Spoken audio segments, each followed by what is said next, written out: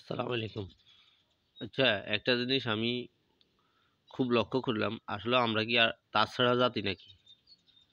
এ কথা এজন্য বলছি যে বিগত সরকারের আমলে আমরা শেখ হাসিনার সমালোচনা করছি। শেখ হাসিনা খুন-খারাপি, লুটপাট, ধর্ষণ, তারপর গুম সব করছে। আমরা উনাকে ঘৃণা করতেই পারি।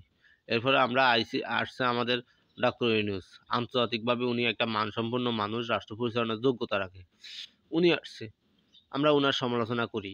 কমেন্টে যাই উনার সমালোচনা করি। আমরা বিগত সময় খালেদা জিয়ার সমালোচনা করছি। আমরা তারেক জিয়ার সমালোচনা করি। আমরা ফখরুদ্দিনের আমলের সমালোচনা করি। আমরা এরশাদের সমালোচনা করি। আমরা যেই ক্ষমতা আসে বিভিন্নর সমালোচনা করি। হাসান আব্দুল্লাহর সমালোচনা করি। তারপরে যে ওই যে বঙ্গবীর কাদের সিদ্দিকীর সমালোচনা করি। আমরা সবার সমালোচনা করি। সবার বিষয়ে নেগেটিভ মন্তব্য আমরা করি। আসলে আমরা কি চাই আমরা নিজেরাও জানি না।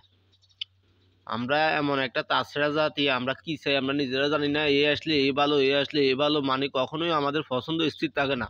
একটা কথা চিন্তা করা উচিত, একটা রাষ্ট্র পরিচালনা করতে গেলে টুকটাক ভুল ত্রুটি সবার হয়, কেউ পরিশুদ্ধ না। হ্যাঁ, আমাদের উচিত আমরা মন্দের ভালোকে সমর্থন করা। হাসিনা অনেক খারাপ, ঠিক আছে, হাসিনার সেই বেটার কাউকে আসলে আমরা তাদেরকে সমর্থন করা। কিন্তু আমরা কমেন্ট বক্সে যাই, ফেসবুকে বিভিন্নভাবে এতে আসলে এতে সুদখোর, এতে লুটপাট, এতে খুনি, তারপরে এতে লোভী, এতে গাড়ি বাড়ির মালিক হয়ে গেছে, মানে আমরা এগুলা করি। আমরা আসলে একটা তাছাড়া জাতি, এই জন্য বলছি। আমরা এদেশে অনেক পরিশুদ্ধ মানুষ, দেলোয়ার হোসেন সাঈদী, মিজানুর রহমান আজহারী, আমরা তাদেরও সমালোচনা করি। আমরা ওই যে মাজার পূজারী তাহেরীরও সমালোচনা করি। কিছু সমালোচনা আপনি করতেই পারেন, কিন্তু গঠনমূলক সমালোচনা করবেন। আপনি যেভাবে মানে তাদের ইজ্জত সম্মান, তাদের বংশ সবকিছু শেষ করে আপনি যেভাবে ফেসবুকে গালিগালাজ করেন প্রত্যেকটা মানুষ, আমরা আসলে কি চাই আমরা নিজেরও জানি না। এই জাতির উন্নত কিভাবে হইব? কোন সরকারটা আমাদের জন্য ভালো? শেখ মুজিবের সমালোচনা তো করিয়ে, কোন সরকারটা আমাদের ভালো সেটা আমরা নিজেরও জানি না। আমরা অনেকগুলো বড় বড় বিষয়ের জন্য ছোটোখাটো কোনো বিষয় ত্যাগ করতে পারি না।